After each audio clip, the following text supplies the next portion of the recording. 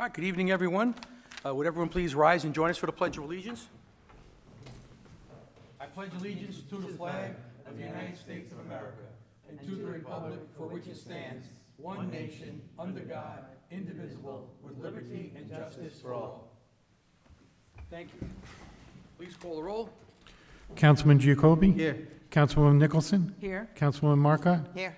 I note that Councilman Marcoche is absent today. He's a little under the weather. He'll be back next meeting. Supervisor Colavita. Aye. All right, opportunity to address the board on a specific agenda item. All right, nobody will roll forward. Appointments.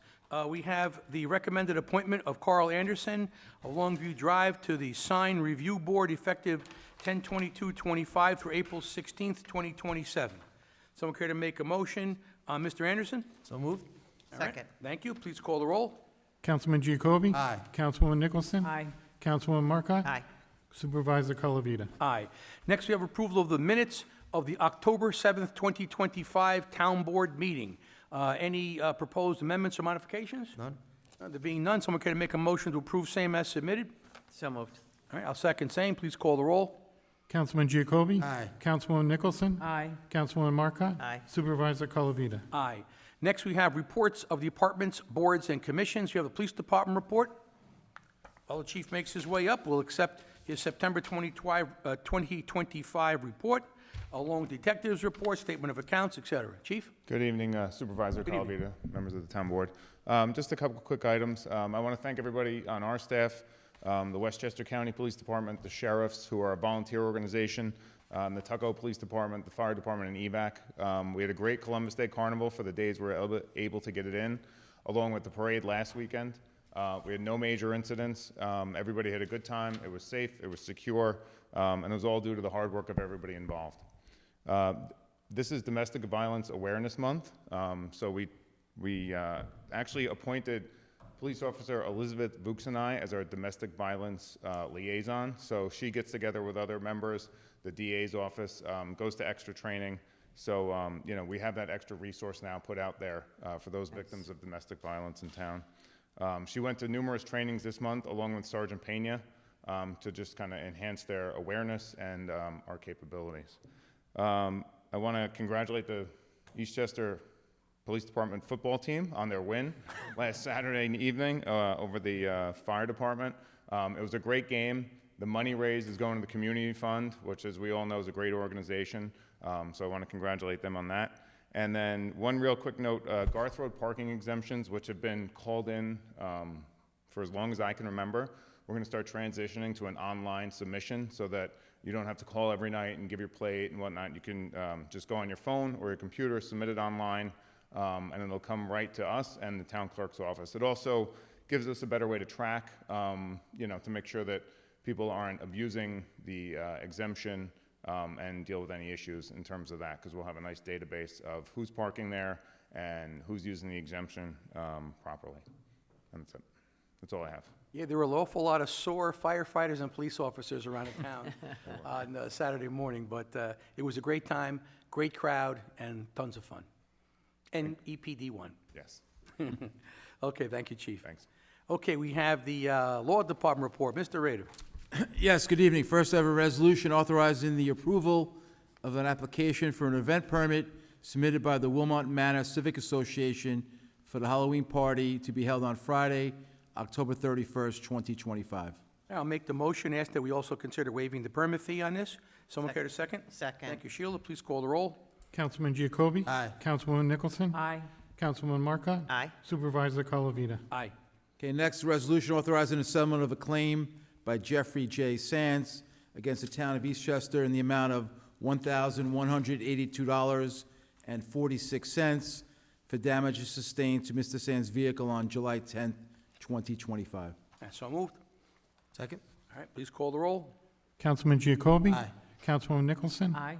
Councilwoman Marcotte? Aye. Supervisor Colavita. Aye. Next, we have the receiver of taxes report for the month of September. So we have collected the vast majority of all the school taxes and remitted them to the districts, so we can accept and file that. Also, we have the Highway Department report. Mr. Littell, anything further to add? Supervisors Calavita, members of the town board. Just a few things I'd like to go over. Crews completed planting of our fall flowers and installation of our fall banners. Our residents will enjoy these great colors and fall season colors. Fall leaf pickup will be starting soon. Again, we ask our residents that leaf piles be placed on the town right-of-ways. This is the importance to keep leaves from clogging our stormwater drains in the event of heavy rains, and also that our streets will be clear and safe for vehicle and pedestrian traffic. Please be reminded that scheduled pickups during the month of November will change during the holiday weeks. Please refer to their schedule or contact the Highway Department. I have nothing further to report. Yeah, if they have something special that needs to get picked up, or if you make a mistake and you miss, you can always call the department. We'll send somebody up with a pickup truck to pick it up. And also, Mr. Littell and I have been going over, a lot of the traffic issues in town with regard to all the Con Ed work that's happening. And, Con Ed is a quasi-utility, a quasi-municipal government, I should say. And, we have to give them a lot of latitude with regard to their permits and all and their construction work. But, we want to make sure that they're not, crossing the line and being abusive or dilatory in their projects. So we're keeping them, on a tight line and making sure they advance on their projects and that they don't just arbitrarily, stockpile things in the streets or just close streets and all, trying to keep that all tightly wired, because it is becoming an issue as they are literally all over town, constructing projects and, doing their infrastructure work, which, that would have been nice if they would have done it timely decades ago, but we're dealing with it now. But thank you very much for your patience and all that and being on top of it. Thank you very much. Okay, that brings us over to the town clerk's report. Mr. Dooley, anything further to add? Yeah, I'd just like to mention that November 4th is the general election, and early voting will start at Eastchester Public Library and around the county, but our local early election site is the Eastchester Public Library. And that'll run from Saturday, October 25th, through Sunday, November 2nd, and then Election Day will be on Tuesday, November 4th. So, Thank you very much. Okay, that brings us to correspondence. We have a memorandum from the controller on personnel appointment. We just have a single personnel appointment for EIBL. I'll make a motion to approve her and ask for a second, please. Second. Thank you. Please call the roll. Councilman Giacobbe? Aye. Councilwoman Nicholson? Aye. Councilwoman Marcotte? Aye. Supervisor Colavita? Aye. Next, we have a memorandum from the police chief regarding the firing range IMA. That's an intermunicipal agreement with us and the county of Westchester, and Department of Public Safety Services, for our officers to use the firing range that the county has. And for a modest fee, we get 8-hour runs there, and it's for all of our officers to qualify, to practice, to obviously become better and more skilled. Certainly something that's necessary and something that we want to engage in. So I'll make the motion to approve the IMA and ask for a second, please. Second. Okay, please call the roll. Councilman Giacobbe? Aye. Councilwoman Nicholson? Aye. Councilwoman Marcotte? Aye. Supervisor Colavita? Aye. In our miscellaneous business, we have the November Town Board meeting. This is for the first meeting in the month of November. It always falls upon the first Tuesday. We always meet in the first and third Tuesdays, so it's always historically Election Day. So we do not meet on Election Day, we meet the next day. So this would be a motion to change the first meeting of November from November 4th to November 5th at 7:30 in this room. Someone care to second my motion? Second. All right, please call the roll. Councilman Giacobbe? Aye. Councilwoman Nicholson? Aye. Councilwoman Marcotte? Aye. Supervisor Colavita? Aye. Next, that brings us to council member reports. Councilwoman Nicholson? Good evening. Thank you, Mr. Supervisor. I do not have any reports this evening. All right, Councilwoman Marcotte? Thank you, Supervisor. Just a couple of announcements. I wanted to first thank all the people that came out to the parade. It was a small crowd, but it was an enthusiastic crowd. And of course, Sally and Karen and the Columbus State Committee did a great job putting together the carnival and the parade on short notice and moving it another week. So kudos to them. Everybody was Italian last Sunday. Also want to thank the people that participated in the Senior 50-50 on the weekend before. They didn't get 4 days, but they got 2 days of raffle ticket buying, and it was a great success for the seniors. So if you participated in that, thank you. For the senior center, Sally would like me to announce that they are looking for a driver. This driver would go between the nutrition center at Lake Isle and Town Hall, Monday through Friday, generally 8 in the morning to 3:30, 3 o'clock in the afternoon. If you are interested, to give the center a call at 771-3340. And then lastly, I just wanted to mention, I know Clerk Dooley Julie spoke about Election Day, November 4th, there are actually two propositions on your ballot, so turn your ballot over. One is in Bronxville, very important. Some people are looking to move the village election from March to November. So if you live in Bronxville, that is something to consider or not consider, but either way, you get to weigh in on that. You just need to turn your ballot over and cast your vote. And then another proposition for all New Yorkers is New York State is looking for your permission to put an Olympic type of park up in Essex County that will have trails and ski trails and so forth. And if you give them permission to do so, they will have to add 2,500 acres of parkland someplace else in New York. So it's kind of neat that we have a say in that, but unless you turn your ballot over and vote, just participate, I guess is what I'm trying to say. So that concludes my report, Supervisor. Thank you. Councilman Giacobbe. Thank you, Supervisor. Just some announcements. The EIBL registration is still open for grades 4 to 8. Head to eastchester.gov for more information about that season that is starting soon. Some or most of the divisions will actually be closing this week, so this is your last chance to sign up. Our trunk or treat will be Friday from 5:30 to 8 p.m. here at Town Hall. Thank you to all three of our police departments, Eastchester, Tuckahoe, and Bronxville, EVAC, and the fire department for partnering with us for this event. There will be food trucks there and also the bubble bus. And last Sunday is our annual Ragamuffin Parade, starting at 2 p.m. at the Eastchester Middle School, and we'll head down here and end at Town Hall. We'll have donuts and drinks, compliments of Eastchester Little League, and we'll also have a DJ. And thank you to Comizio Orthodontics for sponsoring that event. That's it. Thank you. I just want to echo your comments on the Ragamuffin Parade. Actually, it's been around so long, I marched in that parade as a kid. So it's been a great Eastchester, a great historical event in Eastchester. Let's hope a lot of people come out and participate with that. And I, too, would like to congratulate the Columbus Day Committee, did an excellent job. A lot of wrinkles because we had bad weather, then we had windy weather, but it all worked out well. Everybody had a wonderful time, and it was without incident, so we were very fortunate to have another very successful event. Thanks to the committee members. They just did a really good job, and they were so motivated and so interested. It was a lot of fun. So thank you to all of them. Also, there's a lot going on in town this fall, and a lot of people doing a lot of work. A lot of housework is happening, but please put your leaves on your grass. Tell your landscapers, don't put your leaves in the street. It shrinks the road. It makes it more dangerous, especially with trick-or-treaters. Just put your leaves on your lawn. Your lawn's not going to get ruined. It's okay. If there's a windy night, that's a different story. But we have all kinds of grass clippings and sticks and all kinds of crap in the street, and it goes right down into the sewer and clogs sewers up.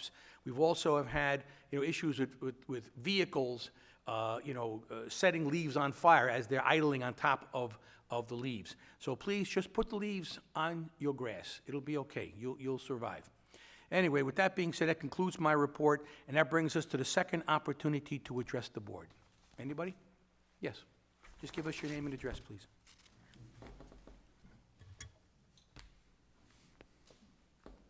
My name is Mary Amato. I live on Lawrence Avenue. Yes, Mary. And I'd like to address the board about the cameras around town. There was an article in the Rye Record about a surveillance program that has raised concerns about privacy, and Scarsdale had serious concerns and canceled their contract and program. So I'm wondering if Eastchester is using continuous surveillance cameras around Eastchester, around our town. Well, I believe, to the best of my knowledge, we have some cameras established in Leawood Park because it was a new renovation, and up at Handel Field as well, because they're both very large parks, as you know, and it's tough to have patrol go in and see what's going on there. So at Lake Isle, as a matter of fact, also, the parking lot at Lake Isle has some cameras, and the officers observe that at the front desk. But it's not used for any other purpose other than just for police observance. So they're continuous? They're continuous? To the best of my knowledge, yes. So where is it stored? It's stored in the police department on their server. For how long? I'm not sure what the statutory time period is, but generally speaking, I'm sure it recycles after a while, especially if it's uneventful. I'd like to learn more about that. All right. And there are other cameras or things hanging around the town that look like cameras, and I'm wondering what they are. And I wanted to read this because if they are continuous, if I can have a minute to read this, in Scarsdale, they acted when the police department wanted to increase surveillance in the community, and people signed a petition to halt the proposed flock safety contract. The Institute for Justice, a nonprofit public interest law firm, became active in the Scarsdale issue after residents reached out about their privacy concerns. Unlike red light cameras or speed cameras that are triggered by specific violations, these cameras photograph every vehicle that drives by and can use artificial intelligence to create a profile with identifying information that then gets stored in a massive database, according to the Institute for Justice. Once that happens, officials can search the database for any vehicle they wish, all without warrant. And that's what makes me get concerned. I have grandchildren. We don't put them on social media. You know, and here they are. We don't even know that they're going in some cameras somewhere. I don't know where it's going. Well, these are... I'd like to know. The cameras you mentioned elsewhere, for example, on White Plains Road and a couple other spots in town, there's like a tall, white gooseneck-looking device that was put on the poles, and they were put on by the state and the county for traffic control. In other words, what they do is if there's no traffic, they leave the lights green, and if there's cars backed up, it sends a message to the device, the control device, to change the light from green to red, or red to green, depending on the circumstance. So that's what those are. And then the other thing we have a couple of LPRs, license plate readers, and they just scan license plates looking for stolen vehicles or for a car that's been, or a plate that's been entered as a result of a criminal search, or a crime occurred within a few minutes earlier. They'll put that into the system, and if a plate pops up, they have a red flag. But they're not for public consumption. They're for no purpose other than very limited for police department use. Also, keep in mind too that pretty much everybody, all the stores, all the homes, all have Ring doorbells and all these other doorbells that record video. So expectations of privacy are certainly lowered, and our stuff is not for a public use. It's just for police purposes solely. And again, it's extraordinarily limited. And like the traffic stuff it's not a video, it's just a sensor. And the LPRs just read plates. They don't record people or anything like that. So what's the program called? Is it a flock safety program? Does it use AI for facial recognition? No, not at all. It just recognizes license plates, recognizing And we're stacked sure vehicles. even the park one? Yeah, to the best of my knowledge, no, there is no AI component, no AI software that's integrated. It's just a live feed. And if the officer sees, someone, dog attacking somebody, whatever, they can dispatch a car right away. It's not, for purposes of identifying anyone. It's just to see what's going on there. So there's no company that's involved that we can have a name of the company? Oh, Or I think Verizon installed them for us, and they're just the installer. We own them and we control them. I guess I'd like to know the company name and if it is being stored, where it would be stored, if it's All right, well, maybe I could have Verizon. one of the lieutenants or the chief get back to And you I was on going to that. say, maybe someone can come and speak, at a town board meeting so Yeah, that people or could speak to you know. directly to, assuage any issues you may have. Well, I think other people may want to know. All right, okay. That honestly, my grandchildren visit, but I would like to know, because if they're being captured and if they are going into a database, I want to know that, and my family wants to know that. And who has access to it, that if something is happening in the county, is someone else picking up on all this information too? It's a security issue for me, so maybe they can do that. Did the board approve all of this stuff, or is it by the police department that? Well, it's that generally the done? police department, and sometimes there's an appropriation for, like when we did the work for Leawood Park, and we put a small stipend in for cameras.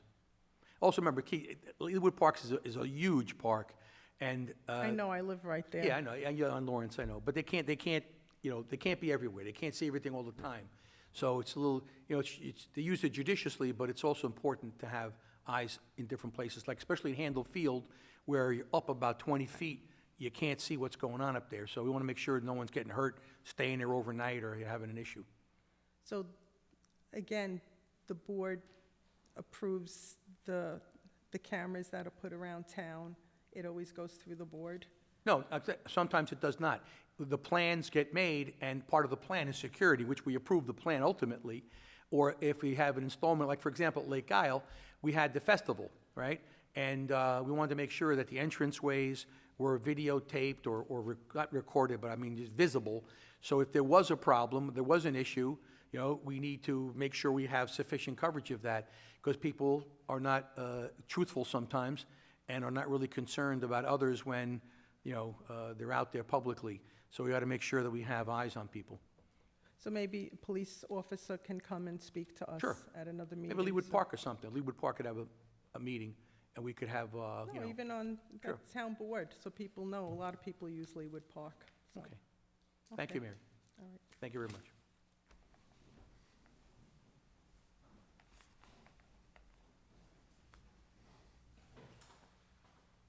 Greetings. My name's Robert Kirk, and I am the pastor of Faith Church. We purchased the old church on the corner of Lincoln and Stewart Avenue. St. Luke's. Correct. Yes. Yeah. And I just wanted to introduce myself. You know, it's been a great rapport relationship that we've had with the town over the last 2.5 years, and just wanted to say thank you. And then be a face to the sign, I guess, that just says, you know, we're here to support the town in any way we can, as, you know, whatever that would look like. So just wanted to introduce myself and say thank you for everything you're doing. My family lives in Eastchester now. We got 2 little ones. My son has special needs. He's 8. My daughter is in the school district as well. And we're just thrilled at the town you guys put together, and we're happy to be a part of it. So. Well, thank you very much. It's very kind of Yes. you. We welcome you, and, you know, we'll, as issues arise, we'll reach out, get together, you know, make sure everything gets worked out. Sounds great. Thank you. Thank you, Father. Thank you. Reverend, sorry. Yes. How you doing? Mike Resnick, Fairway Drive. The parades that we do are great and everything, but when we close 22, Fairway Drive becomes like mayhem, because they close it for LOA, and then they direct all the cars down towards DPW, but they have nowhere to go, so they come flying down Fairway Drive. I know, Ms. Nicholson, you walk down the block all the time. I know Rodriguez knows it very, very well. Sunday, I got into an altercation because I was going to get a haircut, and there's 4 cars coming at me, screaming at me, cursing at me. Good thing your kid's not in the car, or your kid is in the car, I'm sorry. And I called the police department. It's only happened about the past 3 years, like after COVID. People just don't care about the do not enter sign. I don't know what we can do, but either somebody's gonna get hurt, a kid's gonna get run over. I've called your office for the last parade we had, which was St. Patrick's Day, and it's the same every parade. Well, you're talking to someone who used to live on Park Drive, So then you Which also is- know well. runs parallel with White Plains Correct. Road, and it is Yeah. difficult. Luckily, it's only for a short period of time, but maybe we can have, you know, we can work with the police department to come up with some alternative plan. Maybe there's another way to do things, or just halt the traffic, you know, that's another thing. You know, we can just hold the traffic up for the short period. Remember, when the parade advances, they open up everything behind it, and they have to have a little. This is the end, though. Right, that's what I'm saying. This is the beginning is, you're at the end of it, and the problem is, that's where the most delay is. Yeah. Because you have to wait till everybody gets up there. So maybe we can figure out some plan at some point for next year or for March, when the St. Patrick's Day Parade comes around. We're also gonna have likely a, end of May, mid-June, possibly first week of July parade for the 250th anniversary of the country. So we'll have to, you know, gear up for that. Maybe we could develop some kind of strategy, or maybe, you know, figure out something to get traffic moving in both directions, or maybe have, you know, some other way to go about doing this, or route people, you know, like I know a lot of people used to go around Wilmot Road out to Lakeshore Drive and come back, but you still end up, you know, stuck. Stuck. Either way, so we'll have to see what we can do there and try Just to sending work it people better. down for LOA, they're just stuck, because Park comes one way. Nowhere to go. Right. I come one way, and Rosino Drive comes the other way, and they're just stuck at DPW, Yeah. or the field, and there's nowhere for them to go. and they get mad and they just fly down Fairway Drive. I know, and they're twisted when they're driving down. I'm Yeah, very and I familiar have like with a 9-year-old who's playing in the street, roller hockey, and, he gets run over, we're gonna have a problem. it. Of course. Mr. Resnick, we'll have to figure something out. I We'll try to appreciate do our best, and, if you don't mind, maybe with you and some of your neighbors, we get some input, come up with a better plan, or some alternative. Knows it well, so you could talk to him too. Well, there's Traffic and Parking Advisory Committee, that's their job to figure out the riddle of the get it. Sphinx. And maybe we could do that and just get something going, or at least abate it in some measure, remediate to some extent, or, or just. Like I'm saying, I've been there 12 years. It's only seemed like after COVID that people just are like, I'm I know. going. I don't care. I'm doing it. And I'm like, there's huge signs, guys. What are you doing? Mike, I think everybody's fuse goes from 0 to 100 Yeah. now in 2 seconds. Nobody has any patience I get it. anymore for anything, no matter what the hell it is. Yeah.